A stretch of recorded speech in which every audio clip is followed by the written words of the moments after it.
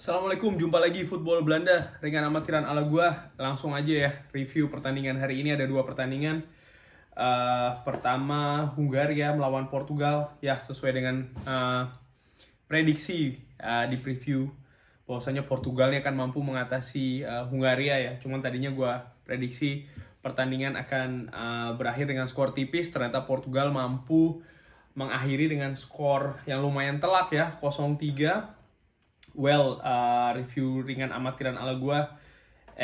Di babak pertama ini kan Portugal memang menguasai ya, dari ball possession juga total shots, banyak beberapa peluang, tapi ya dari 5 total shots ini ada 2 big chances ya, dan beberapa nih peluang, katakanlah peluang setengah matang ya dari kubu Portugal. Sementara Hungaria ini ya sesuai dengan prediksi perkiraan ya, mereka akan lebih berkonsentrasi di pertahanan. Dan kalau gue ngelihat sih di babak pertama mereka memang cukup disiplin ya.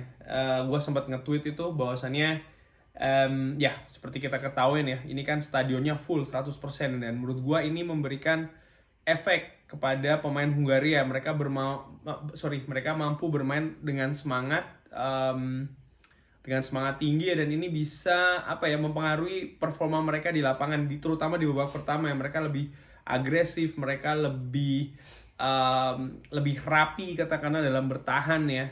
Sekalipun juga adanya gap kualitas itu tetap terlihat lah, tapi menurut gue ada beberapa hal tuh masih bisa tertutupi. Dan ringan amatiran ala gue ini karena faktor itu tadi ya, kehadiran supporter yang sedemikian banyaknya di stadion ya, sampai stadionnya penuh. Jadi menurut gue di babak pertama ini ya, dan mereka pun juga sesekali mencoba keluar ya, mencari momen, walaupun juga tidak banyak ya. Dan ketika memasuki babak kedua ini, gua melihat Portugal ini lebih sabar ya daripada babak pertama, dimana babak pertama ini mereka, kalau gua ngeliat sih, sempet termakan temponya Hungaria ya, dimana Hungaria ini ketika mereka mendapatkan bola, tempo dinaikkan ya. Sementara Portugal tadinya awal-awalnya nih, kalau gua ngeliat mereka pingin lebih possession, lebih pelan-pelan, tapi sering terpancing. Dan ketika masuk babak kedua nih, mereka bisa lebih konsisten Portugal dalam menjaga tempo permainan supaya tidak mengikuti Hungaria ya. Ketika Hungaria ini mendapatkan bola, dan menurut gua ini lebih berhasil Portugal. Ball possessionnya pun jauh lebih telak ya, 27%, 73%. Ya menurut gua gelandang Portugal ini menurut gue cukup baik ya, terutama ya selain Bernardo Silva, Bruno Fernandes, tapi juga seorang Danilo Pereira ya, dimana Danilo Pereira ini mampu dengan baik menjaga stabilitas katakanlah di lapangan tengah. Setiap kali Hungaria ingin melakukan serangan, sering sekali terputus di kaki Danilo maupun William Carvalho ya. Di samping juga ya, duet pertahanan Pepe dan Ruben Dias ini tampil cukup solid ya. Memang ada beberapa peluang dari Hungaria, tapi menurut gua peluang yang tercipta tuh lebih karena sporadis ya, serangan sporadis dari Hungaria, bukan karena skema yang mereka bangun dari awal ya. Sempat ada gol yang dianulir di menit ke-80 ya,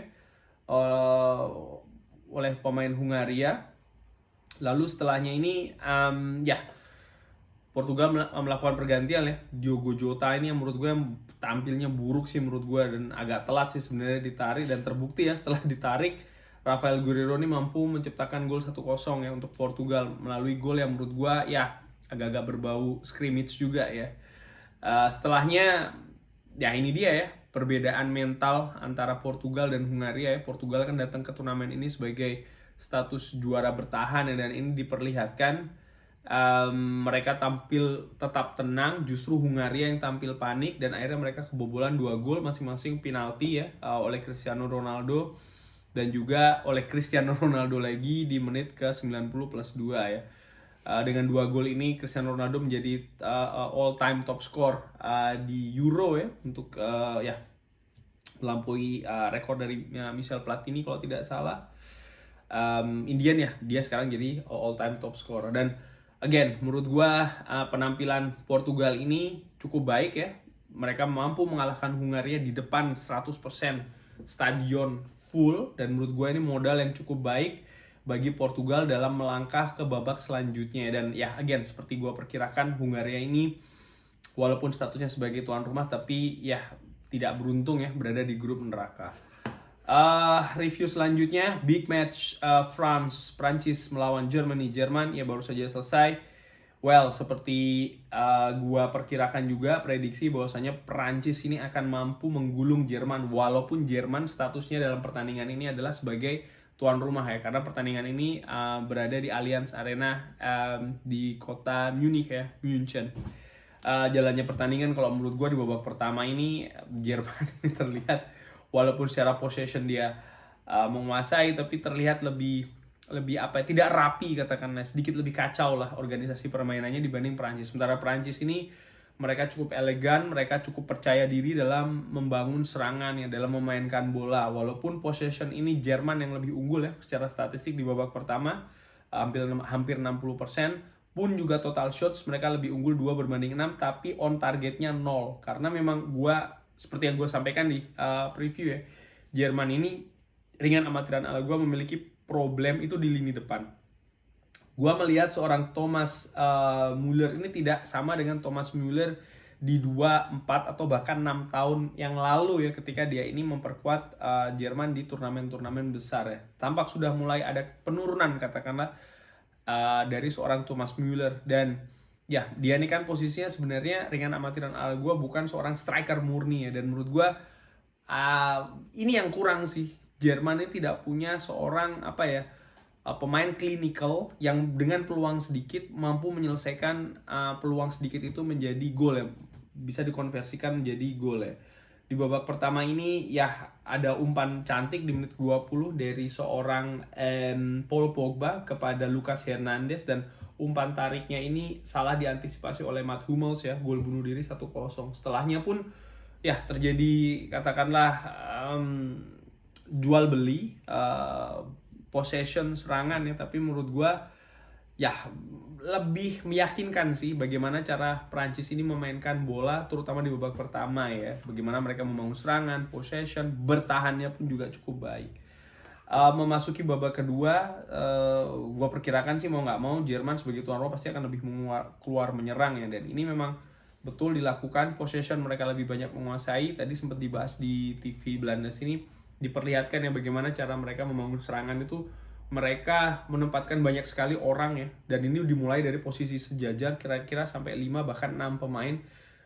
Ketika mereka build up serangan ini ditempatkan di lini depan. Nah, setelahnya pemain ini akan mencari posisinya masing-masing, dan tergantung serangan ya, apakah dimulai dari daerah sayap ataupun tengah ya, mereka saling mencari posisi, dan ini cukup berhasil kalau menurut gue. Terbukti sebenarnya Jerman ini punya setidaknya 3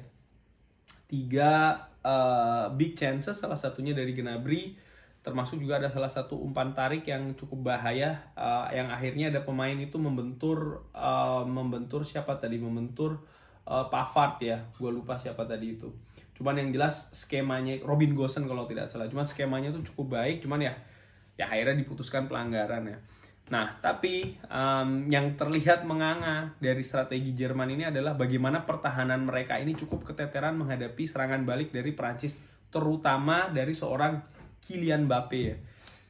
Ketika Jerman ini membangun serangan, banyak sekali space yang mereka tinggalkan di belakang ya, dan ketika mereka kehilangan bola, Prancis ini mampu dengan baik memanfaatkan space-space yang tersedia ini ya, dengan melakukan umpan-umpan direct kepada seorang Kylian Mbappe ya terutamanya. Dan ya kalau tidak salah ada 2 gol yang sempat tercipta tapi dianulir ya. Bahkan ada 1 gol yang dari Kylian Mbappe yang menurut gue gol cukup bagus ya, cuman ya tadi offside. Lalu gol dari Karim Benzema, assist dari Mbappe, yang Mbappe menerima bola dari Pogba tapi dia juga offside ya.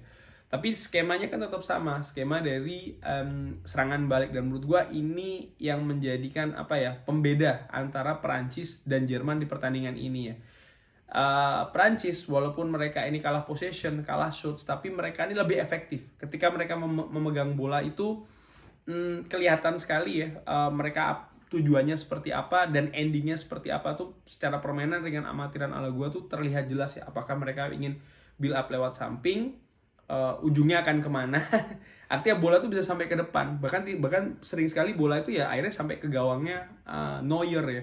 Dan juga ketika mereka melakukan serangan balik, bola-bola directnya pun juga terlihat ya. Jadi pemain depannya ini sangat pintar sekali untuk mencari ruang dan posisi ya. Walaupun dalam keadaan timnya yang sedang tertekan ya. Dan again, ini yang menurut gua bukan tidak mungkin akan membawa Perancis ini lebih jauh lagi ya di turnamen ini. Artinya ketika mereka menguasai bola, mereka bisa bermain dengan efektif, mereka bisa tetap menciptakan peluang, mereka tetap bisa membongkar pertahanan Jerman yang cukup ketat, katakanlah terlihat di babak pertama. Di babak kedua ketika mereka tertekan, pertahanan mereka pun juga ya tampil cukup lumayan, sekalipun tadi Jerman juga ya kalau mereka punya pemain sekelas apa ya katakanlah Bayern Munchen, mereka punya seorang Lewandowski di sana. Kalau mereka punya striker sekelas Lewandowski, katakanlah, bukan tidak mungkin skor akan imbang. Tapi ya Jerman tidak punya striker dengan kemampuan klinikal ya dalam mengkonversi gol. Dan ketika mereka ini melakukan serangan balik ya, Prancis juga cukup berbahaya, bahkan lebih berbahaya lagi. Dan menurut gue ya di pertandingan next, di mana Prancis ini akan menghadapi Portugal, yang menurut gue lini belakangnya ini mungkin tidak sebagus Jerman ya. Apalagi nanti ketika menghadapi Hungaria, ini akan menjadi sesuatu yang hasilnya bisa katakan mungkin lebih dari yang kita lihat sekarang ya. Kurang lebih seperti itu review dari gua dengan hasil ini. Maka ya di grup F ini so far Portugal menguasai dengan 3-0, lalu Prancis dengan 1-0 ya. Kemenangan Portugal 3-0 melawan Hungaria ini mencetak 3 gol. Ini menurut gue akan bisa menjadikan advantage mereka untuk bisa lolos ke babak selanjutnya. Karena again, ini grup neraka, persaingan akan ketat, selisih gol itu akan cukup penting ya di sini. Sementara Prancis tentu saja kemenangan melawan tuan rumah Jerman ini akan memberikan ya mereka setidaknya sekarang ya at least 50% peluang untuk lolos ke babak selanjutnya. Begitupun juga dengan Portugal ya. Jerman menurut gue akan memasuki periode terjepit ini, tergantung bagaimana dia di pertandingan selanjutnya yang akan menghadapi Portugal ya. Bagaimana mereka bereaksi di pertandingan selanjutnya ini. Oke, sekian dari gua. Thanks for watching. Jangan lupa like, jangan lupa subscribe. Dukung terus channel Football Belanda, channel ringan amatiran ala gua. Wassalamualaikum.